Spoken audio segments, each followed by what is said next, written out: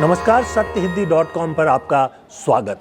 मैं हूं शैलेश और आज हम बात करेंगे कि क्या राहुल गांधी कांग्रेस को अब अति पिछड़ों, अति दलितों और मुसलमानों आदि की पार्टी में बदलने की कोशिश कर रहे हैं।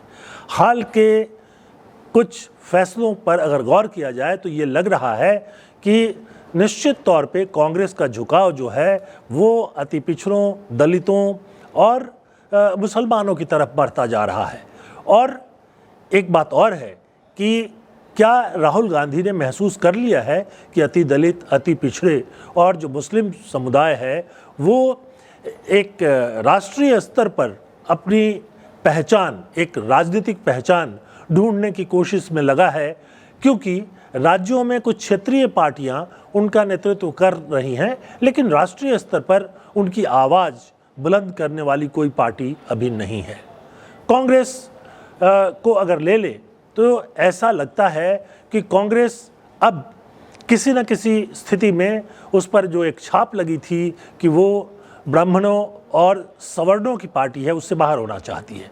और असल में अगर हम देखें तो पिछले कोई 15-20 सालों में जो ब्राह्मण और सवर्ण हैं वो धीरे धीरे कांग्रेस से खिसक कर बीजेपी की तरफ जा चुके हैं। और इसलिए कांग्रेस का जो चुनाव का ग्राफ है वो लगातार नीचे आता जा रहा है, आता गया है। आप देखें तो 2014 फिर उसके चुनाव के बाद तो कांग्रेस की इतनी बुरी स्थिति हो गई कि उसको इतनी सीटें भी नहीं मिली कि नेता विपक्ष जो है वो कांग्रेस का चुना जा सके। उसके बाद 2019 और 24 के चुनावों में देखें तो 24 में आकर स्थिति थोड़ी बदली है, लेकिन 24 के चुनावों के आते आते कांग्रेस ने क्षेत्रीय बदलाव को भी स्वीकार कर लिया, ऐसा लगता है। और आगे चलकर ये भी साफ दिखाई दे रहा है कि कांग्रेस के लिए एक नई ज़मीन की तलाश निश्चित तौर पर राहुल गांधी ने शुरू कर दी है। और ये जो कुछ बिहार में अभी हमने देखा कि एक अति पिछड़ा न्याय संकल्प पत्र जारी किया गया, जाहिर है कि ये पूरा जो इंडिया गठबंधन है उसकी तरफ से जारी किया गया, लेकिन उसमें जो बातें सामने निकल कर के आई हैं वो उससे लग रहा है कि कांग्रेस को राहुल गांधी अब निश्चित तौर पर एक अति पिछड़ों के बीच लोकप्रिय बनाने की कोशिश कर रहे हैं और उनके बीच अपना आधार फैलाने की कोशिश कर रहे हैं। मैं थोड़े से बैकग्राउंड में जाना चाहूँगा। अगर आप इतिहास उठाकर देखें तो आज़ादी के बाद से कांग्रेस मुख्य रूप से 3 जातीय और धार्मिक समूहों के बूते पर चुनाव जीतती रही। इनमें सबसे ऊपर ब्राह्मण थे, और चूंकि ब्राह्मण जो है वो बहुत ही मजबूत हैं और सामाजिक स्तर पर बहुत मजबूत थे। उस समय शिक्षा में सबसे ज़्यादा आगे ब्राह्मण ही थे, और उसके बाद जाहिर है कि और दूसरे सवर्ण भी थे, क्षत्रिय भी थे और वैश्य भी थे। तो ये सब लोग कुल मिलाकर के कांग्रेस के साथ बने रहते थे। इसी दौर में जो समाजवादी पार्टियां विकसित हुईं, जिसके नेताओं में डॉक्टर राम मनोहर लोहिया, जयप्रकाश नारायण और राजनारायण जैसे बहुत सारे लोग थे, इन लोगों ने पिछड़ों को एक तरफ कर दिया। यानी समाजवादी पार्टियों को पिछड़ों का, जो पिछड़ी जातियां हैं, उनका समर्थन मिलने लगा। और ये पार्टियां जो है 1967 आते आते काफ़ी अच्छी स्थिति में आई और कई राज्यों में इन्होंने पहली बार मिलीजुली सरकारें भी बना ली। लेकिन वो शुरुआती दौर था। 90 के बाद आकर अगर आप देखें तो स्थितियां और भी ज़्यादा बदली हैं। तो ये जो अभी का रुख दिखाई दे रहा है वो क्या बताता है? अभी जैसे कि पटना में जो ये इंडिया गठबंधन ने अति पिछड़ा न्याय संकल्प पत्र जारी किया है, तो उसमें क्या मुख्य बिंदु है, जरा उस पर भी एक नज़र डाल देते हैं। 24 सितंबर 25 को पटना में इंडिया गठबंधन की तरफ से जो अति पिछड़ा न्याय संकल्प पत्र जारी किया गया, ये असल में जो चुनाव घोषणा पत्र इंडिया गठबंधन की ओर से जारी होना है उसका ही एक हिस्सा है। और इसमें जो है जो मुख्य बातें हैं कि जो अति पिछड़ी जातियां हैं उनके लिए एक 10 सूत्री घोषणा पत्र जारी किया गया है और इसमें सामाजिक न्याय, आरक्षण में वृद्धि, आर्थिक रूप से उनको सशक्त करने की योजना और उन पर जो अत्याचार होते हैं उसके निवारण के लिए कानून बनाने की बात जो है वो कही गई है। अब आप देखिए कि बिहार में जो अति पिछड़ों की आबादी है वो करीब करीब 36% है और उसके साथ साथ मुस्लिम्स की जो आबादी है वो भी कोई 15-16% है, उससे ज़्यादा ही है। तो आप इनको अगर मिला करके देखें तो करीब करीब स्थिति 50% तक पहुंच जाती है। और ऐसा लग रहा है कि जो पार्टियां हैं इंडिया गठबंधन में शामिल बिहार में वो इस बात को समझ चुकी हैं। जो पिछड़े हैं वो मुख्य रूप से आरजेडी यानी लालू प्रसाद यादव की पार्टी के साथ हैं, जिसका नेतृत्व अब उनके बेटे तेजस्वी यादव के हाथों में है। तो ये संकल्प पत्र जो है वो एक तरह से एक इशारा है कि कांग्रेस की आगे की दिशा जो है और क्या होने जा रही है।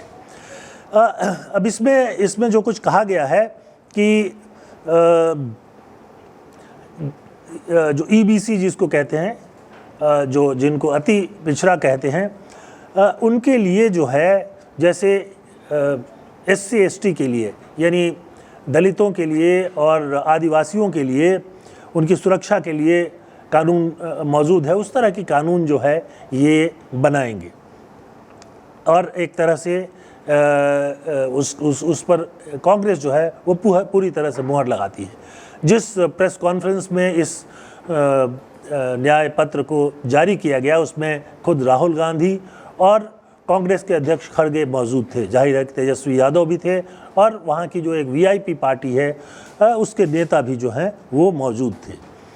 अब इसमें आप देखिए कि जो मुख्य चीज़ें हैं उसमें ये है कि अति पिछड़ों के लिए अत्याचार रोकने के लिए एससी एसटी की तर्ज पर एक कानून पारित किया जाएगा। पंचायत और नगर निकाय जो हैं बिहार में उनमें अभी अति पिछड़ों के लिए 20% आरक्षण है, उसको 30% करने की बात की गई है और कुल मिलाकर देश में जो आरक्षण है उसको 50% से बढ़ा करके आगे ले जाने की बात कही गई है। वैसे भी बिहार सरकार जो है उसको 66% तक ले गई है, लेकिन वो जो है उस तरह से लागू भी नहीं हो पाया है क्योंकि जब तक केंद्रीय कानून नहीं आता है तब तक उसको व्यवस्थित रूप से लागू करना मुश्किल है। राज्यों में कुछ सरकारें लागू करती हैं, कई जगहों पे कानूनी पेंच पड़े हुए हैं, ये एक अलग बातें हैं। उसके बाद ये कहा गया कि निजी कॉलेजों और विश्वविद्यालयों में भी आरक्षण लागू किया जाएगा। ये बहुत महत्वपूर्ण बात है। निजी स्कूलों में आरक्षित सीटों का 50% जो है वो कहते हैं कि ईबीसी यानी अति पिछड़े, एससी यानी शेड्यूल कास्ट, एसटी यानी शेड्यूल ट्राइब्स और ओबीसी के बच्चों के लिए किया जाएगा। यानी 50% सीटें जो है इस वर्ग के लिए आरक्षित होंगी निजी स्कूलों में भी। उसके बाद बात आती है तो उसमें वो कहते हैं कि भूमिहीन जो हैं उनको ईबीसी को एससी एसटी और बैकवर्ड क्लास के परिवारों को ज़मीन आवंटित किया जाएगा। सरकारी ठेकों में भी ईबीसी को यानी अति पिछड़ों को जगह दी जाएगी, आरक्षण दिया जाएगा। उसके अलावा ये एक कहा जाता है कि आरक्षण तो हो जाता है लेकिन नॉट फाउंड सुटेबल कह करके यानी कि योग्य उम्मीदवार नहीं मिला कह करके आरक्षित सीटें जो है भरी नहीं जाती हैं। तो कांग्रेस और ये जो इंडिया गठबंधन का न्याय पत्र है वो ये कहता है कि इस तरह के प्रावधानों को ख़त्म कर देंगे, यानी आपको नियुक्ति करनी ही पड़ेगी। इसके अलावा ईबीसी सूची में जो जातियां शामिल हैं उसको लेकर भी कई तरह की बातें चलती रहती हैं। तो उसके लिए एक समिति बनाई जाएगी, जो समिति की जो है वो ये इसको देखेगी कि इसमें जो शामिल किए गए हैं वो सही हैं कि नहीं हैं। और फिर आरक्षण लागू हो रहा है नहीं हो रहा है, इसके लिए जो है एक उच्च स्तरीय प्राधिकरण बनाया जाएगा जो ये देखता रहेगा कि इन्हें लागू किया जा रहा है कि नहीं लागू किया जा रहा है। तो आप देखिए कि कांग्रेस कहां से कहां पहुंच गई है। मैं आपको ध्यान दिलाऊं कि 2019 के जो चुनाव लोकसभा के होने वाले थे, उस समय तक राहुल गांधी पर यह आरोप लगता था कि वो हिंदू नहीं है, और उसके जवाब में राहुल गांधी ने अपना जनेऊ दिखाया था कि देखिए मैं जनेऊ पहनता हूं और मैं कश्मीरी ब्राह्मण हूं। तो 19 के चुनाव से पहले राहुल गांधी अपने आप को ब्राह्मण साबित करने की कोशिश कर रहे थे, और उसके बाद कुछ समय बाद ही उनका रुख जो है बदलने लगा, क्योंकि 2019 के चुनाव में कांग्रेस को वांछित सफलता नहीं मिली, और धीरे धीरे वो पिछड़ों की तरफ और दलितों की तरफ और अल्पसंख्यकों यानी मुसलमानों की तरफ लौटने लगे।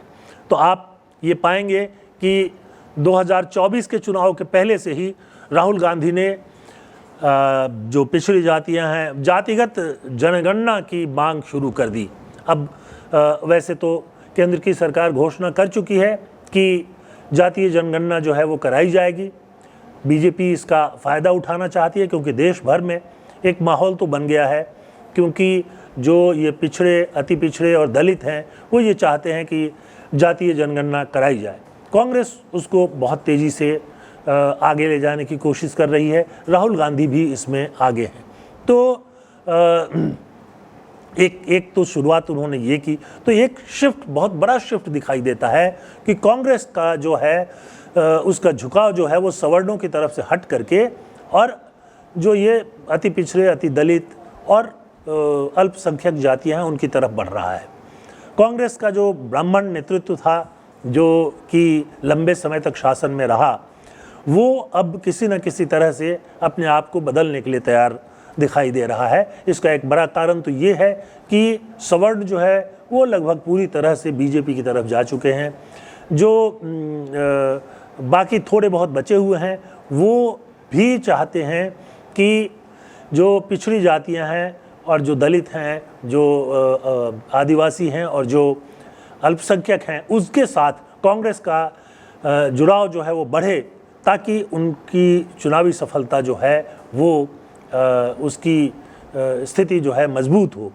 तो ये एक बदलाव, बड़ा बदलाव कांग्रेस के अंदर दिखाई दे रहा है, और अगर ये बदलाव पूरी तरह से हो जाता है, जैसा कि राहुल गांधी बार बार संकेत दे रहे हैं, तो इसका मतलब होगा कि पिछड़े, जो अति पिछड़े हैं या इवन पिछड़े हैं, उनकी क्षेत्रीय पार्टियां तो हैं।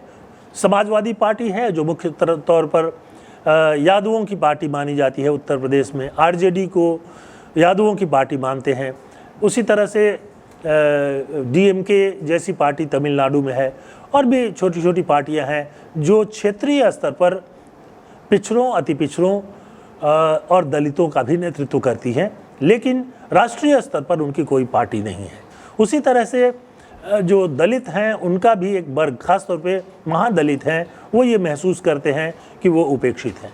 जैसे दलितों और जो अति पिछड़े हैं उनको मिला करके कांशीराम ने उत्तर प्रदेश में बहुजन समाज पार्टी की स्थापना की थी। मायावती के नेतृत्व में ये पार्टी बहुत आगे तक गई, लेकिन अब एक तरह का ढलान दिखाई दे रहा है, और ऐसे में एक ऐसी पार्टी, राष्ट्रीय पार्टी की ज़रूरत तो है जो पिछड़ों, अति पिछड़ों, दलितों, अति दलितों और अल्पसंख्यकों की बात करे। और इसलिए राहुल गांधी जब संविधान यात्रा करते हैं, न्याय यात्रा करते हैं, तो हर जगह उनकी नज़र इस पर रहती है कि पिछड़ों और अति पिछड़ों को किसी न किसी तरह से वो अपने साथ जुटाएं, जोड़ें। ये बीजेपी के लिए और बीजेपी गठबंधन के लिए एक बड़ी चुनौती है। बीजेपी गठबंधन ने एक काम बहुत सफलता से किया कि उन्होंने उत्तर प्रदेश, बिहार और देश के अन्य हिस्सों में जो अति पिछड़ों की और अति दलितों की छोटी छोटी पार्टियां हैं उनको अपने साथ मिला लिया, दलितों की पार्टियों को भी मिला लिया। जैसे कि बिहार में रामविलास पासवान की पार्टी, जिसका नेतृत्व अब उनके बेटे चिराग पासवान करते हैं, वो बीजेपी के साथ में है। ऐसे ही उत्तर प्रदेश में कई पिछड़े नेता हैं जिनकी पार्टियों का संबंध जो है वो बीजेपी के साथ में है। तो अब उसके उल्टा कांग्रेस जो है इस खेल में आगे आ रही है और राहुल गांधी इसका बड़ी सफलता से नेतृत्व कर रहे हैं। तो ये आने वाले जो चुनाव हैं उनमें देखने को मिलेगा कि एक साफ डिवाइड जो पिछड़ी जातियां हैं और जो सवर्ण जातियां हैं उनके बीच होने जा रही है। और बिहार में सबसे पहले अक्टूबर-नवंबर में विधानसभा के चुनाव हैं, तब इसकी पहली परीक्षा होगी।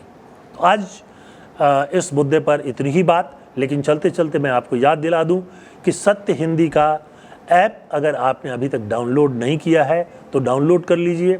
और इसके साथ साथ हम चाहते हैं, हमारा अनुरोध है कि आप जो हमारे प्रोग्राम हैं उनको लाइक करें, उनको फॉरवर्ड करें, क्योंकि आप जब हमसे जुड़ते हैं तो हमारी ताकत बढ़ती है और हम जो ये निष्पक्ष और सत्य की आवाज़ उठाने का संकल्प लेकर चल रहे हैं उसमें काफ़ी मदद होती है।